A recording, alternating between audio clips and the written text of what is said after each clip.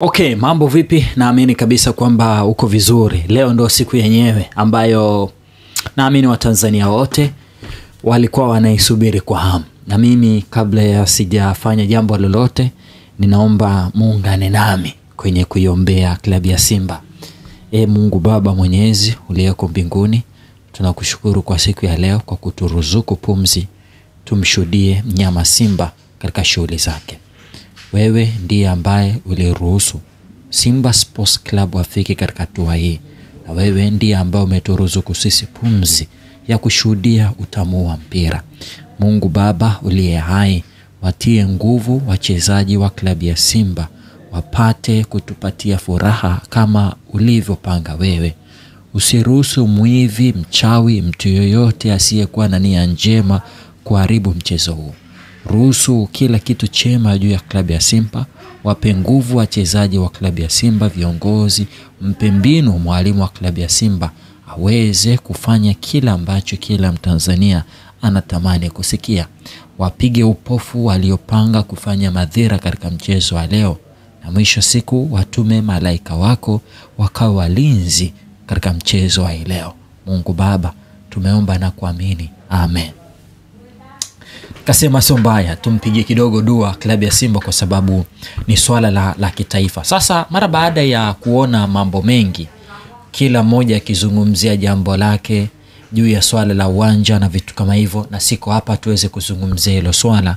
Nimefurahi the way ambavyo viongozi wa Simba walivyoendo hii situation ya kila ambacho kinatokea kwenye kila ambacho kinatokea huku nje kisije kikaharibu image ama akili za wachezaji wa Simba. Wamejaribu kukaa hivyo na wamehamasishana, na ukisikiliza press conference ya jana ya Fadru hajazungumza jambo lolote zaidi ya kusema kwamba tunaamini uwanja Berkane ni mzuri na sisi tutakuwa tayari kwa ajili ya mchezo kwa sababu uwanja huu unaruhusu. Akasema uwanja huu unaturuhusu sisi kucheza mchezo wetu na Berkane na wao kucheza mchezo wao.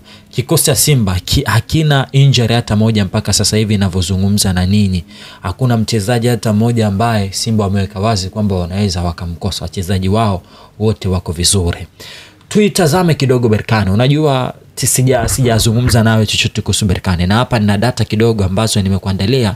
Nikasema sio mbaya before the match wacha nikupashe kidogo juu ya nini ambacho wachezaji hao timu inachofanya na kile wanachokifanya. Jamaa kwenye michuano hii ya Confederation amecheza michezo 10 kwa ujumla wake, na kwenye michezo 10 amefunga mabao 18 huku wao wakifunga mabao 2.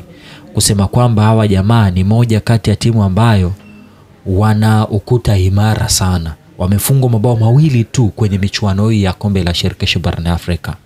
Kwa mtu yeyote yule ambaye anaujua mpira lazima atakubaliana na mimi kwamba leo Simba wanakutana na timu ambayo iko vizuri. Haina makosa binafsi mengi. Yani yoyote yule ambaye atakuwa na akili timamu na anaujua vizuri mpira anakubaliana na mimi kwenye hilo. Na Simba lazima wajiandae kwa sababu wanakutana na mtu mwenye kariba ya namna hiyo. Tutakuja kuangalia baadaye the way ambavyo amepita. Ukiangalia kwenye mechi moja kwenye kombe la shirikisho barani Afrika, Berkane wana uhakika wa kufunga bao moja au tunasema 2.5 kwenye kila mchezo. Na mind you, kwenye hatua ya makundi ya jamaa walifungwa bao moja wakifunga mabao 12.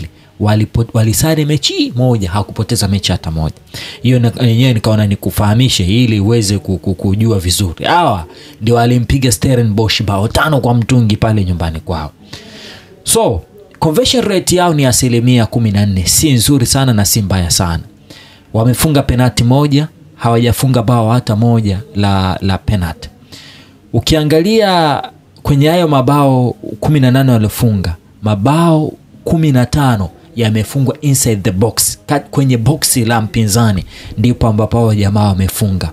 Kwenye mashuti 79 waliopiga wamefunga mabao 15. Lakini pili, outside the box wamefunga mabao 3 kati ya mashuti 53 waliopiga, 51. So kiangalia conversion rate yao si mbaya sana na si nzuri sana.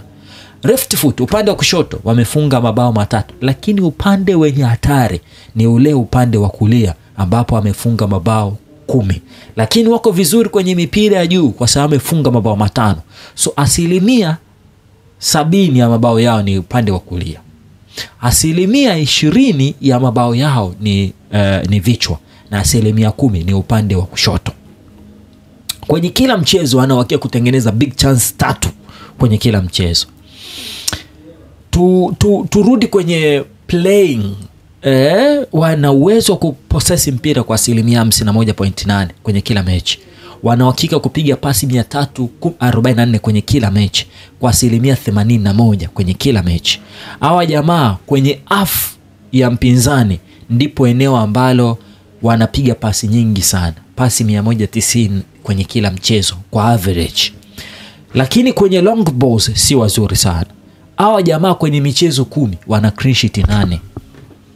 Michezo miwili pekee yake ndio wameruhusu mabao. Nimekwambia moja ilikuwa ni kwenye michuano, ilikuwa kwenye hatua ya makundi. Clean sheet 8 is not easy. Lazima uone kwamba hawa jamaa wako vizuri. Sasa hilo ni eneo la data. Tutazame kwenye eneo la wachezaji. Moja kati ya wachezaji ambao wanapewa rate kubwa sana ni wachezaji ambao wanacheza kwenye eneo la ulinzi. Mwanza ni Abderaik Isa ambaye ni defender, ana 7.37. Wa pili ni Yusuf Dayo, beki la kati huyo, 7.31. Na wa tatu ni forward ni Osama Lamloi. Huyu bwana ni hatari. Na huyu ndiye ambaye mpaka sasa ana mabao 4. Kumbuka Yusuf Dayo ana mabao 3. Na kwenye mabao 3 amefunga kwa kichwa. Ni moja kati ya vitu ambavyo nimekwambia kwenye mabao 5 amefunga kwa vichwa. Ni huyu Yusuf Dayo. Eneo la kati wana mtu mmoja anaitwa Yusuf Zagwadui, anaitwa Yusufu Zugudu. Ni moja kati ya wachezaji hatari pia. Huyu jamaa amefunga mabao 3. Lakini Yusuf Dayo ambaye ni defender ana assist 2 kwa amehusika kwenye mabao 5, ni defender.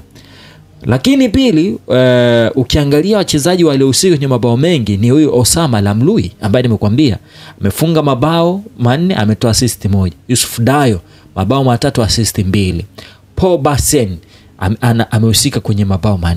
Hawa ni wachezaji hatari kwenye iko kikosi cha Simba.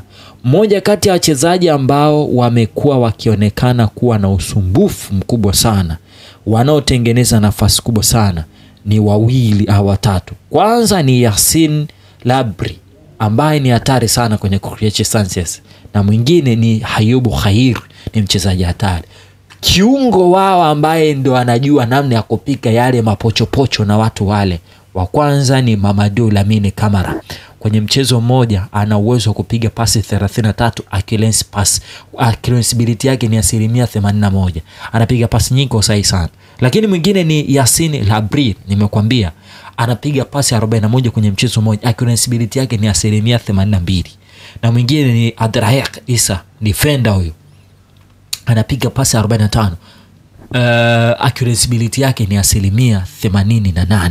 So Simba wana kazi ya kufanya, na mimi mara nyingi nimekuwa nikieleza Simba hawana kazi ya kucheza kwa ajili ya kumzuia, hawana kazi, yani kazi yao kubwa ni kucheza na Berkane nzima, si tu mchezaji nzima, kuanzia kwa wachezaji mpaka huko kwa mashabiki, kwa sababu leo mchezo wa leo utakuwa ni moja kati ya mchezo ambao utakuwa na intensity kubwa, mashabiki watakuwa wengi. Ni kwenye uwanja wa Stade de Berkane ambao ndio uwanja nyumbani wa Berkane. Tusubiri tuone nini kitatokea. Tushapiga dua, Mungu amezisikia. Simba lazima abebe. Asante, bye bye.